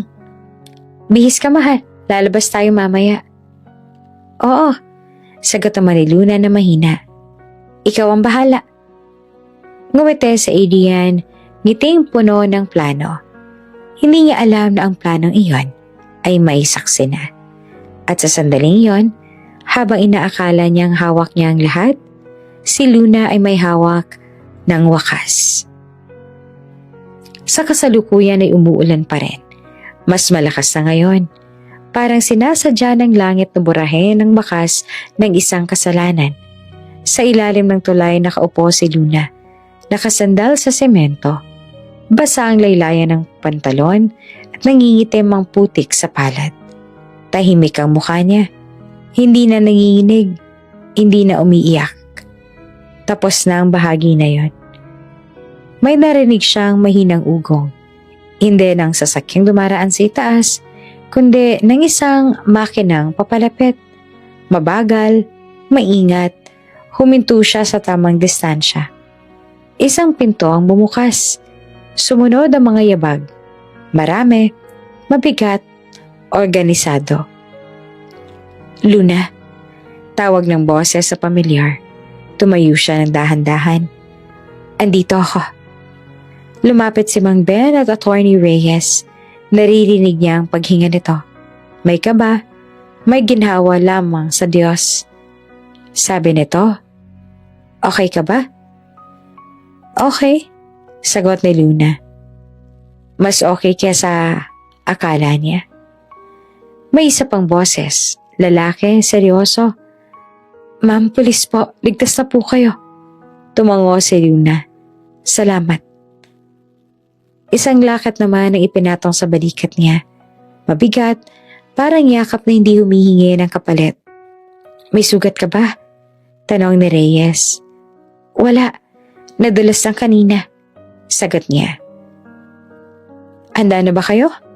Tanong ng pulis. Huminga si Luna ng malalim. Pinakiramdaman ang paligid. Ang ulan, ang hangin, ang ilalim ng tulay na minsang naging kulungan niya. At ngayon ay paalala. Oo, sabi niya. Tara na. Inakay niya papunta sa van. Bawat hakbang ay tiyak. Walang pag-aalinlangan. Nang makasakay siya ay isinarang pinto. Tumahimik ang loob.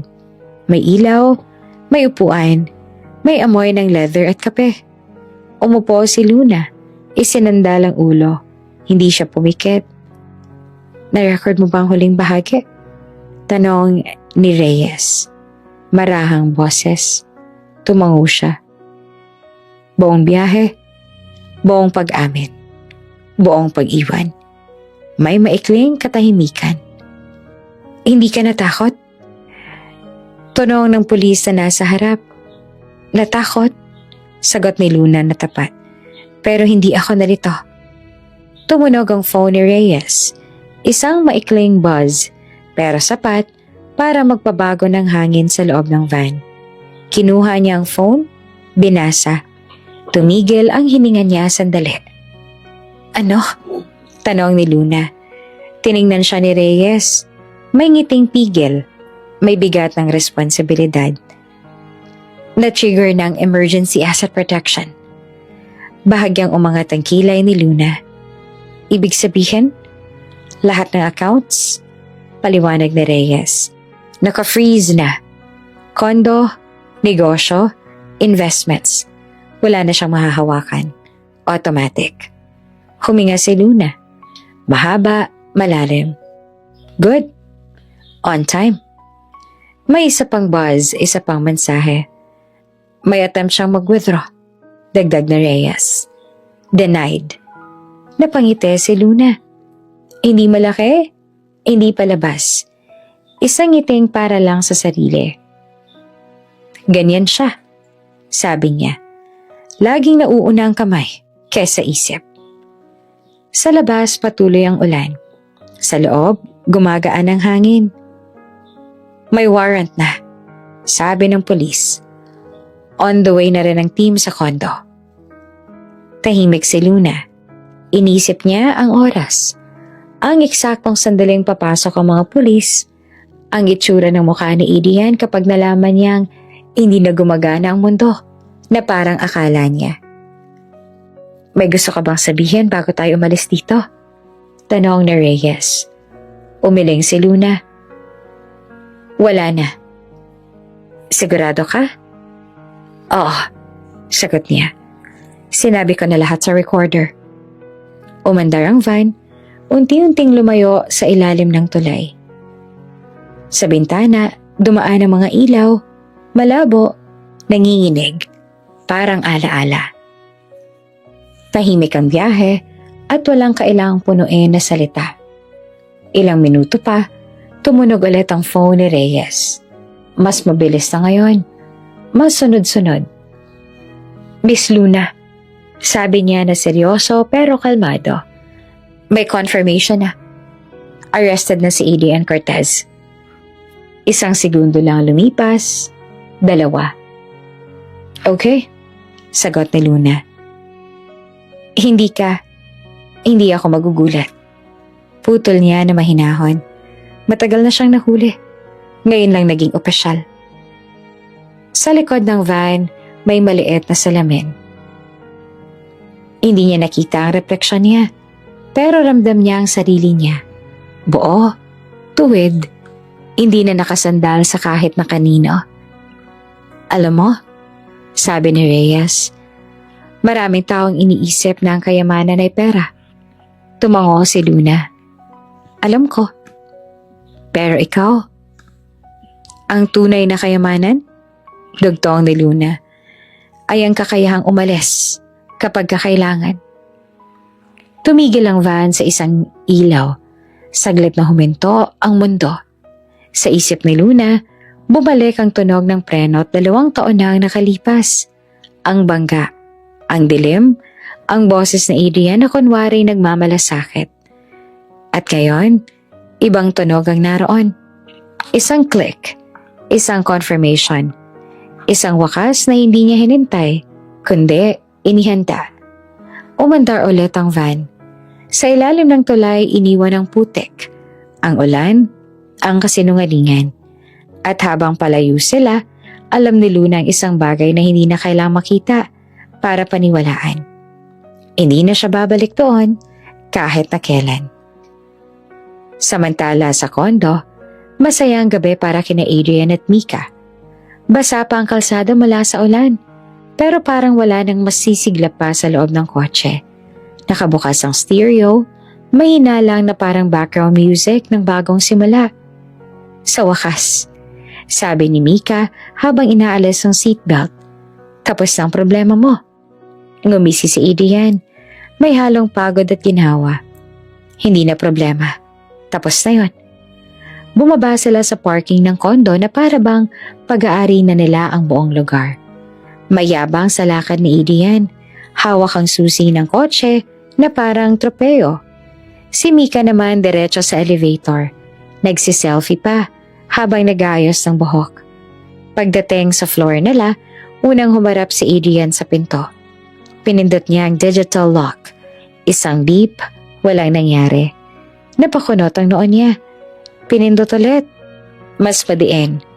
Isa pang beep, pero pula ang ilaw. Baka lowbat lang, sabi ni Mika. Walang kabaha-bahala. Try mo ulit. Huminga si Adrian at saka muling pinindot ang code. Tahimik ang hallway, rinig ang mahinang ugong ng aircon. Isang segundo, dalawa. Beep beep. Ha? Napatawa siya ng pilit. Ano ba to? Kinuha niya ang backup card sa wallet at idinikit sa lock. Umilaw saglit, tapos namatay. Tahimik si Mika ngayon. Adrian? Sandali!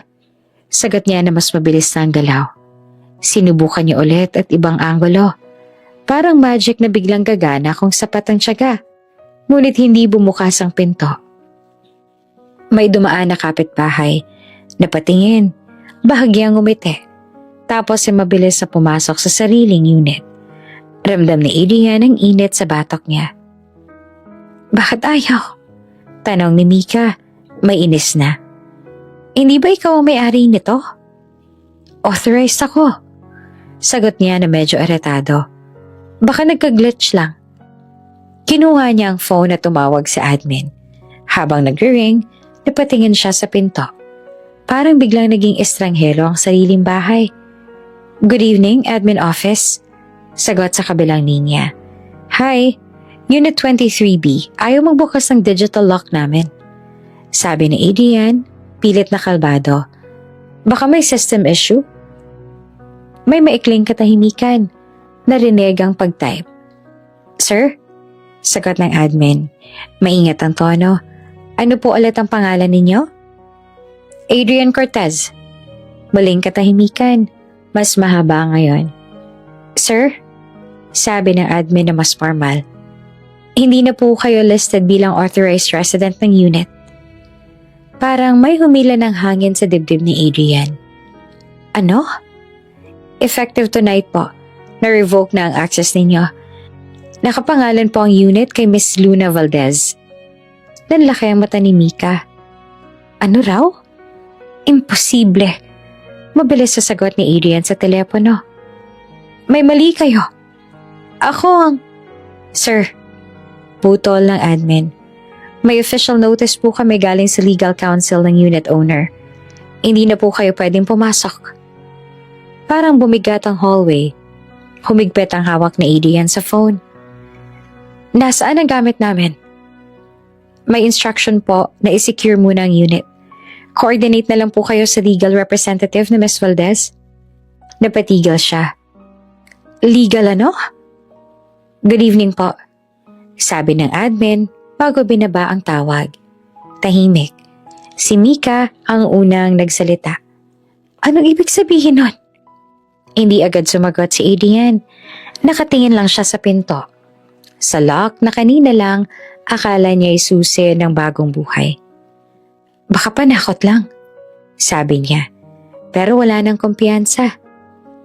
Baka nagkamali. Adrian? Tumaas ang boses ni Mika. Sabi mo tapos na lahat. Sabi mo kontrolado mo. Kontrolado ko naman ah. Git niya. Pero nanginginig ang kamay. Muling tinapik ang lock. Walang saysay. Hindi niya gagawin to. Hindi niya gagawin? Napatawa si Mika. Pilit pero may kaba. Kanino ba nakapangalan lahat? Nanahimik si Adrian. Biglang tumunog ang phone niya. Isang notification. Access revoked. All accounts temporarily frozen. Sumunod ang isa pa. Insurance claim under review. At isa pa. Contact your legal representative. Napaupo si Adrian sa sahig ng hallway. Hindi alintana ang lamig ng tiles. Parang binubuhusan ng yelo ang gulugod niya. Anong nangyayari? Halos pabulong na tanong ni Mika. Dahan-dahang tumingala si Adrian. Sa unang pagkakataon, wala siyang sagot. Sa loob ng kondo, sa likod ng pintong hindi niya mabuksan, tahimik ang mundo ni Luna. Pero sa labas, sa malamig na hallway, nagsisimula ng gumuho ang kayamanang inakala niyang kanya. At sa unang pagkakataon, sa mahabang panahon, si Adrian Cortez ang naiwan.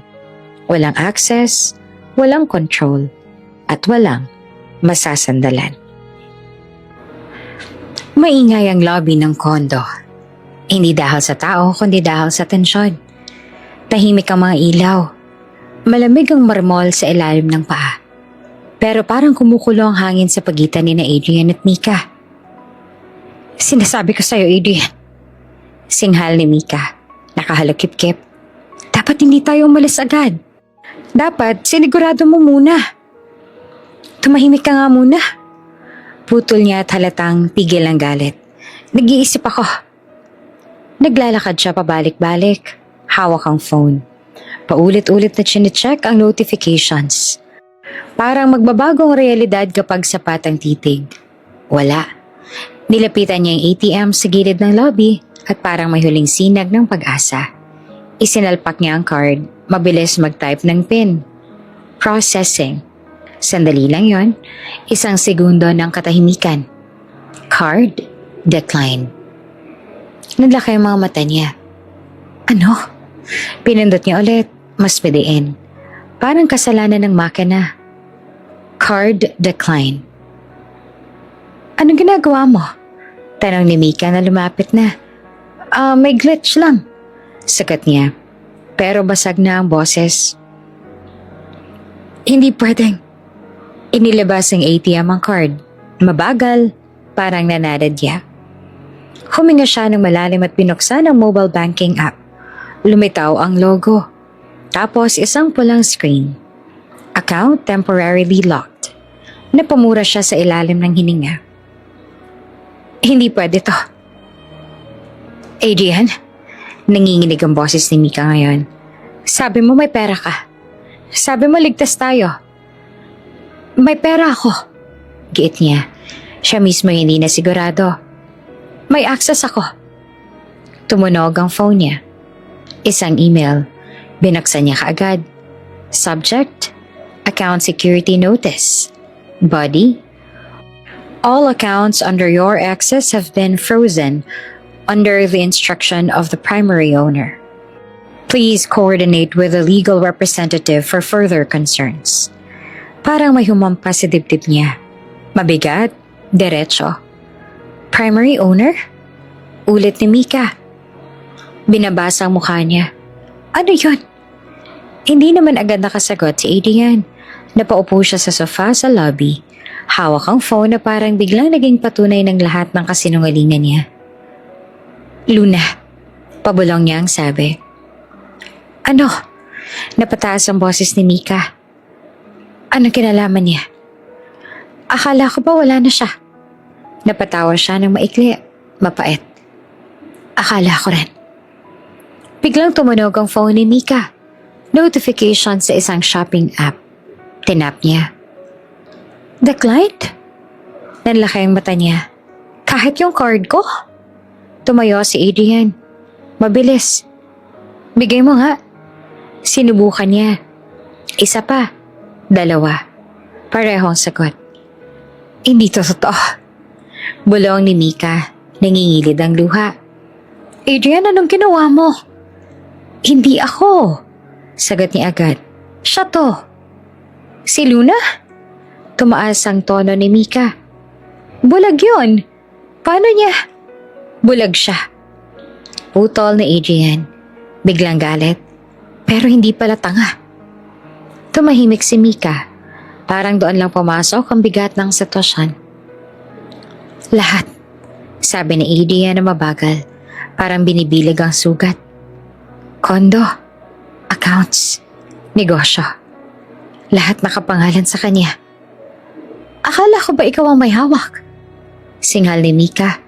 Akala ko ba ikaw ang lalaki dito? Tumama ang mga salita. Mas masakit pa kesa sa mga notification. Authorized lang ako. Amin niya sa wakas. Hanggang may tiwala siya. Napaatras si Mika. Ibig sabihin, wala kang pera?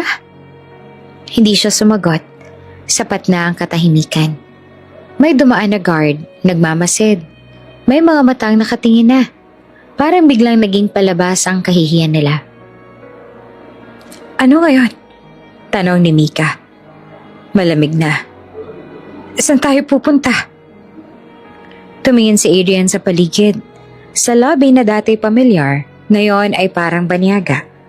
Sa ATM na walang ibinigay. Sa phone na puno ng pulang babala. Hindi ko alam. Sagot niya na unang beses na totoo. Tumulog ulit ang phone niya. Isa pang email. Emergency Asset Protection successfully activated. Napapikit siya. Sa isang iglap, nawala ang lahat ng inakala niyang kanya. Hindi dahil may kumuha, kundi dahil binalik lang sa tunay na may-ari. Si Mika ang unang bumitaw. Sinabi ko na sa'yo. Sabi niya na nanginginig pero matigas. Ayokong maging mahirap. Ang babaeng iniwan niya sa ilalim ng tulay, ang siyang tuluyang nag-iwan sa kanya sa gitna ng wala. Hindi agad umalis si Mika. Nakatayo lang siya sa gitna ng lobby, hawak ang phone. Paulit-ulit na nagre-refresh ng screen na para bang magbabago pa ang sagot. Kung sapat ang pag-asa. Try ko ulit. Sabi niya na halos pakiusap. Tinap niya ang banking app.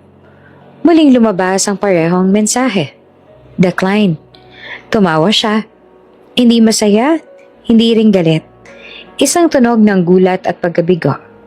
So, totoo nga. Napatingin si Adrian sa kanya. Hindi na siya nagkunwari. Pagod na rin ang kasinungalingan. Akala ko ba may sarili kang pera? Sabi ni Mika na mabagal pero matalim. Akala ko, kahit papaano may fallback ka. May access ako noon. Sagot ni Adrian na mababa ang boses. Lahat ng galaw ko, dumadaan sa kanya. Sa kanya. Ulit ni Mika. Sa asawang bulak. Parang sampal ang mga salita. Napayo ko si Adrian. Hindi dahil sa hiyalang, kundi dahil sa bigat ng katotohanan, hindi niya na maikakaila. Ginamit mo lang siya. Dugtong ni Mika. At ginamit mo rin ako. Hindi. Mabilis yung sagot. Hindi kita ginamit. Talaga? Ngumisi si Mika. Bakit mo ako dinala dito? Bakit mo sinabing may kondo, may negosyo at may buhay tayong sisimulan? Tahimik si Adrian. Sa unang pagkakataon, wala siyang maibentang pangarap. Lumakad si Mika palapit sa pinto ng lobby. Tapos huminto. So, ano ngayon? Tanong niya, hindi na tumitingin. Maghihintay tayo sa sahig? May paraan pa. Pilit na sabi ni Adrian. Kakausapin ko siya. Aayusin ko to. Tumawa si Mika. Maikli at malamig. Kakausapin mo? Yung babaeng iniwan mo sa ilalim ng tulay? Nanigas siya. Adrian, sabi ni Mika. Humarap na sa kanya. Hindi ako pumasok sa relasyon na to para maging mahirap. May katahimikan, mabigat, walang musikang pampalubag, walang dramatic na ingay. Tanging yabag ng mga dumaraang tao na tila walang pakialam sa gumuho niyang mundo. Hindi kita iiwan, sabi ni Adrian, desperado. Kailangan lang natin ng konting, huwag mo nang ituloy. Putol pa ni Mika. Pagod naman akong umasa sa wala. Kinuha niya ang maliit na maleta na kanina lang ay puno ng excitement. Ngayon ay parang sagisag ng pagkakamali. Alam mo, dugtong niya na mas mababa ang boses. Akala ko, ikaw ang lalaking aahon sa akin. Hindi pala. Isang hakbang, dalawa. Mika, tawag ni Adrian. Hindi siya lumingon. Mag-iingat ka. Sabi niya na parang huling habilin. Naiwan si Adrian sa lobby, mag-isa. Nakatingin sa pinto, nakakalabas lang ng babaeng inakala niyang kakampi. Lumabas siya ng kondo, parang hinihila ng sariling bigat. Sa labas, malamig ang hangin. Basa ang semento, ilang oras pa lang nakalipas, may sasakyan siya. May kasama, may direksyon. Ngayon, wala. Umupo siya sa bangketa, isinandalang likod sa pader ng building na dati ipinagmamalaki niya. Tinapik ang bulsa. Wallet, walang laman. Phone, mababa ng battery. Napatingala siya sa langit. Walang bituin, puro ulap. Hindi ganito dapat. Bulong niya sa sarili. Hindi ganito. Tumunog ang phone niya. Isang mensahe. Umasa siya kahit sandali. Pero hindi galing kay Mika. Hindi rin galing kay Luna. Isang automated notice lang mula sa bangko. Paalala ng frozen status. Napapikat siya. Doon lang tuluyang bumigay ang tuhod niya. Hindi dramatic. Hindi malakas. Isang tahimik na pagkatalo. Naalala niya mga araw na tinatawag siyang ulirang asawa. Ang mga papuri, ang mga ngiti sa harap ng tao. Ang lahat ng iyon, pundasyon pala sa buhangin. Sa di kalayuan, may ilaw ng street lamp na kumikislap. Sa ilalim nito, may lalaki nakaupo. Siya. Walang pangalan, walang titulo, walang kapangyarihan. At sa isip niya, malinaw na malinaw ang isang bagay. Hindi siya iniwan ng mundo. Inagaw lang pabalik ang mga bagay na hindi naman talaga naging kanya. Maliwanag ang ilaw sa loob ng police station. Walang drama, walang sigawan. Tanging tunog lamang ng electric fan. At mahihinang yabag ng mga pulis na sanay na sa ganitong gabi. Sa gitna ng lahat nakaupo si Luna Valdez. Mayos-ayos. Tuwid ang likod. May puting tungkod na nakasandal sa gilid ng mesa pero hindi niya iyon hinahawakan. Hindi niya na kailangan. Miss Valdez, mahinahong sabi ng investigador habang inaayos ang recorder. Handang-handa na po ba kayo magbigay ng statement? Tumango si Luna. Opo. Sa tabi niya si Attorney Reyes. Kalmado, organisado, hawak ang isang folder na puno ng dokumento. Hindi siya nagsalita. Sapat na ang presensya niya para iparamdam na hindi nag-iisa si Luna. Pwede niyo na pong ikwento mula sa simula. Dugtong ng investigador. Huminga ng malalim si Luna. Hindi para mag-ipon ng lakas, kundi para ayusin ang mga alaala. Iniwan po ako ng asawa ko. Sabi niya na malinaw ang boses. Sa ilalim ng tulay. Gabi. Umuulan. Sinabi niyang babalikan niya ako. Saglit na tumigil ang investigador sa pagsusulat. At bumalik po ba siya? Hindi, sagot ni Luna. Walang paet, walang luha. Umalis siya habang kausap ang kabit niya. May kumalusko sa mesa. Isang pulis ang nakapakunot ang noo. May ebidensya po ba kayo? Tanong ng investigador. Tumango si Attorney Reyes at dahan-dahang inilapag ang isang flash drive. Voice recordings ang buong biyahe. May GPS data. May timestamps. Ikinabit ang flash drive. Sa loob ng silid, umaalingaw-ngaw ang boses ni Adrian. Malinaw, walang alinlangan. Doon ko na lang siya iiwan. Madali na yon. Tahimik ang lahat. Pinindot ni Luna ang susunod na file. Isa pang recording. Mas maikli, mas malamig. Mas madali kung tuluyan na lang siya mawala. May mabigat na buntot ang katahimikan. Walang nagsalita agad. Miss Valdez? Tanong ng investigador. Mas seryoso na ngayon. Kailan niyo po narinig ang linyang yan? Sa ospital? Sagot niya. 6 na buwan matapos ang aksidente. Akala niya tulog ako. Pero, bulag po kayo noon? Bulag. Ulit ni Luna. Bahagyang umiti. Pero nakakarinig at nakakaalala. Binuksan ni Attorney Reyes ang folder. Bukod sa abandonment, may attempted fraud at economic abuse din. May plano siyang i-report na missing ang kliyente ko para maklaim ang insurance at makuha ang control sa assets. May dokumento po ba kayo? Tanong ng investigador. Isa-isang inilatag ang papeles, insurance policies, bank authorizations, condo titles. Ang lahat po ng ito, paliwanag ng abogado. Nakapangalan kay Miss Luna Valdez. Mr. Adrian Cortez ay authorized user lamang. Subject sa trust. Trust? Ulit ng pulis. Legal arrangement na ginawa bago pa siya mabulag. Sagot ni Attorney Reyes. May trigger clause na kapag may banta sa kaligtasan o economic abuse. Tumingin ng investigador kay Luna. At na-trigger po yan ngayong gabi? Opo, sagot niya. Nang marinig ko ang umalis ng sasakyan, may mabilis na sulat. May tumunog na printer sa kabilang kwarto. May recording scene po ba kayo ng mga usapan sa kondo? Tanong na investigador. Tumungo si Luna. Gabi-gabi.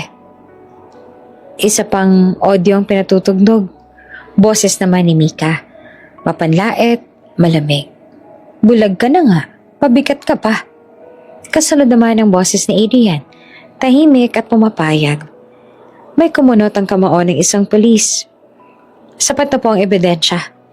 Sabi ng investigador matapos ang ilang sandali. Magfa-file kami ng kaso para sa abandonment, attempted fraud, at economic sabotage. May hihilingin din po kami ng freeze order, dagdag na Attorney Reyes. Sa lahat ng assets na ginamit o inangkin ni Mr. Cortez.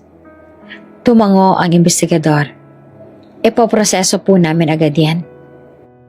Isang opisyal ang pumasok. May hawak na papel. Sir, approve na po ang temporary freeze. Isang mahinang buntong hininga ang pinakawalan ni Luna. Hindi ginawa, kundi pagtatapos ng isang mahabang paghihintay. Miss Valdez, sabi ng investigador, mas banayad na ang tono. May gusto pa po ba kayong idagdag? Sandaling nag-isip si Luna. Tapos may hinahon niyang sinabi. Hindi po ako nandito para maghigante. Nandito po ako para itigil ang ginawa niya. Tumango ang investigador. Naiintindihan po namin. Tumayo si Luna, kinuha niya ang puting tungkod.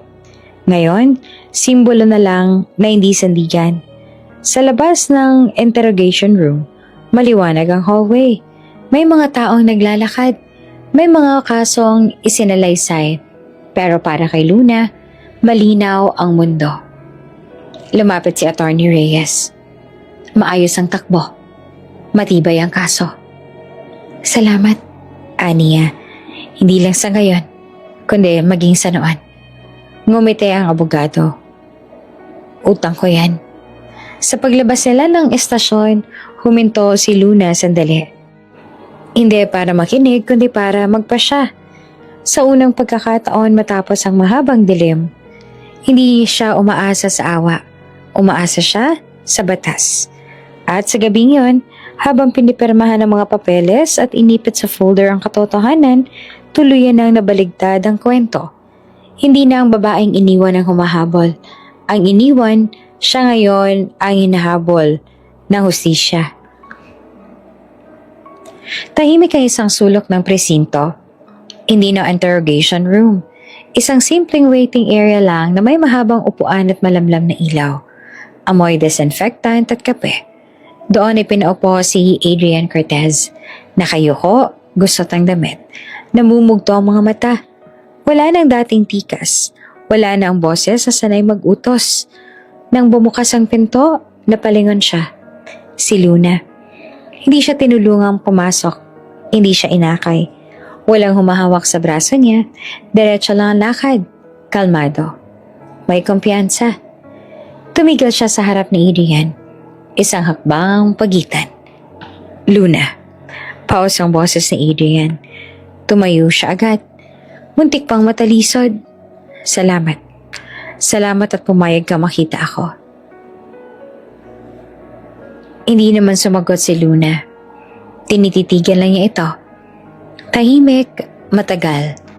Napakunot noon si Adrian na may kung anong gumapang nakaba sa dibdib niya. Pasensya na. Sabi niya na nangingiyak. Hindi ko alam kung paano ko sisimulan pero nagkamali ako. Takot lang ako noon. Pagod. Nalunod ako sa sitwasyon. Humakbang siya palapit pero huminto nang makita ang malamig na tingin ni Luna. Hindi ko sinadya. Tugtong niya. Hindi ko planong saktan ka. Nadala lang ako. Pwede pa na ating ayusin to. Doon nagsimula na si Luna. Mahina pero malinaw. Ayusin? Tumango si Adrian na mabilis. Oo. Ibabalik ko lahat. Lalayo na ako. Basta wag mo na akong tuluyang wasakin. May ngiting bahagya sa labi ni Luna. Hindi tuwa, hindi pandalait. Parang pagkakaunawa. Adrian, sabi niya.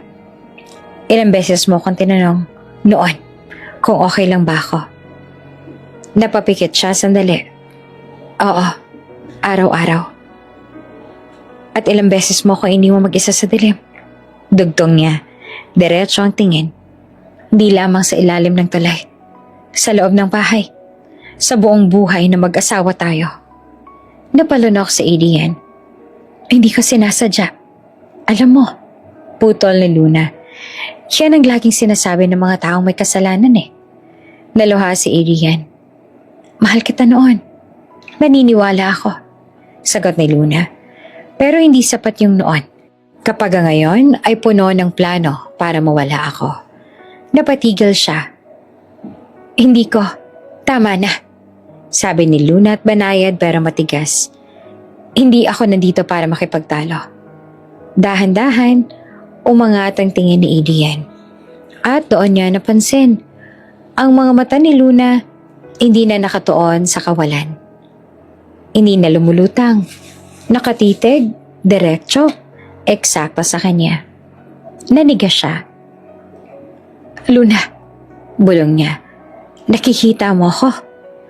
Tumayo ng tuwid si Luna at walang tungkod. Walang pag-aalanlangan. Oo, parang gumuho ang hangin sa paligid nila. Hindi pwede. Halos pabulong na sabi ni Adrian. Bulag ka. Bulag ako noon. Sagot ni Luna. Isang hakbang ang inilapit niya. Hindi para mangibabaw, kundi para maging malinaw. Kita ni Adrian ang lahat. Ang pamilyar na korba ng muka. Ang mga matang dati umaasa. Ngayoy boto na. 6 na buwan na. Dugtong niya. Unti-unting bumabalik ang paningin ko. Hindi ko sinabi. Bakit? Nanginginig na tanong ni Adrian. Dahil gusto ko marinig ang katotohanan. At nang makita ko. Napaupo si Adrian. Parang nawalan ng lakas ng tuhod. Ibig sabihin, nakita mo lahat? Oo, sabi ni Luna. Nakita ko kung paano mo ko tinitignan na parang pabigat. Narinig ko kung paano mo ako pinag-usapan na parang bagay. Tahimik si Adrian. Wala nang depensa. Hindi ako nandito para ipahiya ka. Ginawa mo yan sa sarili mo. Tumingala siya at luhaan. May pag-asa pa ba? Matagal bago sumagot si Luna. Hindi dahil nagdadalawang isip, kundi dahil pumili ng tamang katotohanan. May pag-asa ka, sabi niya. Pero hindi sa akin. Tumayo siya ng tuwid, handa nang umalis. Luna, tawag ni Adrian na desperado. Isang beses lang oh. Tingnan mo ako gaya ng dati. Tumingin siya, buo, walang takas, walang ilusyon. Bulag ako noon. Malinaw niyang linya. Tumimo sa hangin. Pero ngayon, malinaw na kung sino ka. Tumalikod si Luna. Walang galit sa bawat takbang, kundi tapang. Sa likod niya naiwan si Adrian. Luhaan, tahimik, nakaharap sa sarili niyang refleksyon. At sa paglabas ni Luna sa presinto, sinalubong siya ng liwanag ng umaga. Hindi na nakakatakot, hindi na malabo. Sa wakas, nakakakita na siya. At sa wakas, tapos na. Makalipas ang ilang buwan, iba na ang tunog ng umaga para kay Luna. Hindi na iyon ang kaba ng bawat akbang o ang takot sa bawat anino. Sa halip ay may ritmo na tunog ng sapatos sa sahig ng rehab center. Mahinang boses ng therapist at liwanag na dahan-dahang nagiging pamilyar sa kanyang mga mata. Slow lang. Paalala ng occupational therapist habang inaabot ang isang basong tubig. Hindi natin minamadali ang paningin. Hinahayaan natin siyang bumalik.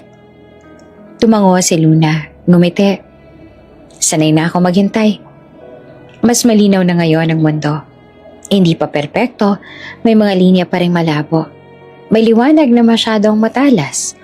Pero nakikita niya ang sarili niyang kamay, ang ekspresyon ng kausap, ang mga detalye na dati hinuhulaan lang ng isip. Sa rehab, hindi lang paningin ang inaayos, kundi kumpiyansa. Dati, sabi ng isang kasabay niyang pasyente, akala ko, tapos ang buhay ko. Sumagot si Luna, tahimik pero buo. Hindi pa. Iba lang ang direksyon. Sa mga araw na walang session, pinupuntahan niya ang opisina ng abogado para tapusin ang mga papeles. Tahimik ang pagbibenta ng kondo. Walang drama, walang pagbabalik tanaw. Isang perma, isang desisyon, isang pagsasara ng pinto na matagal nang hindi kanya. Sigurado ka? Tanong ni Attorney Reyes habang inaabot ang huling dokumento. Sigurado. Hindi ko na kailangan ng lugar na to. Napuno lang ng alaala ng pagkakulong. Sa halip, pinuksan niya ang mas malaking pinto. Isang maliit na gusali ang inuupahan nila sa simula. Walang engrandeng karatula. Simpleng pangalan lang sa salamin. Liwanag, foundation. Para sa mga babaeng may kapansanan sa paningin. Para sa mga iniwan. Para sa mga tinuruan ng mundo na maging mahina. Sa unang araw, iilan lang dumating. May kaba, may hiya, may takot. Hindi namin alam kung saan magsisimula. Sabi ng isa. Ngumiti si Luna. Hindi rin ako. Kaya magsisimula tayo ng sabay. May mga workshop, legal assistance, therapy at simpleng usapan sa kape. Walang pilit na inspirasyon, tanging katotohanan at espasyo para huminga. Hindi kayo kailangang maging matapang araw-araw. Paalala ni Luna sa kanila. Sapat na ang pumangon. Samantala, sa kabilang dulo naman ng lungsod, tahimik ang mundo ni Adrian. Hindi na headline ang pangalan niya. Case number na lang. Abandonment, economic abuse, attempted fraud. May mga utang na hindi niya alam kung paano babayaran. May mga gabing walang matutuluyan. Sa hearing, tahimik lang siya. Walang galit, walang yapang. May mga sandaling napapatingin siya sa bintana. Tila may hinahanap na liwanag na hindi nababalik sa kanya. Hindi na siya tinatawag na Mika. Wala nang tumatawag. At sa kauna-una ang pagkakataon, wala siyang masisisi kundi ang sarili. Isang hapon matapos ang therapy, dumaan si Luna sa foundation. May batang babae roon na bagong dating. Hawak ang braso ng nanay niya. Takot siya. Bulong ng ina. Lumuhod si Luna sa harap ng bata. Ako rin dati. Tumingala ang bata. Talaga po? Oo, sagot ni Luna. Pero, natuto akong makakita sa ibang paraan. At balang araw, mas malinaw pa. Ngumiti ang bata. Sa gabing iyon, umuwi si Luna sa sarili niyang maliit na apartment. Hindi marangya. Hindi tahimik sa alaala. Binuksan niya ang bintana. Pumasok ang hangin. Dala ang ilaw ng lungsod. Umupo siya sa kama. Huminga ng malalim. Naalala niya ang ulan sa ilalim ng tulay. Ang amoy ng putik. Ang boses ang nangangakong babalik pero hindi tumupad. Ngayon, malinaw na ang alaala. Pero wala na ang sakit. Hindi dahil nakalimot siya, kundi dahil pinili niyang hindi na doon tumira. Kinuha niya ang journal sa tabi ng kama at nagsalat. Hindi para sa hukuman. Hindi para sa kahit sino. Para lang sa sarili. At sa huling pahina, isinulat niya ang ninyang matagal nang nabuo sa loob niya. Iniwan niya ako sa dilim. Hindi niya alam. Doon ko nakita ang liwanag. Isinara ni Luna ang journal. Pinatay ang ilaw. Sa dilim ng kwarto, malinaw ang mundo. At sa wakas, tahimik ang puso.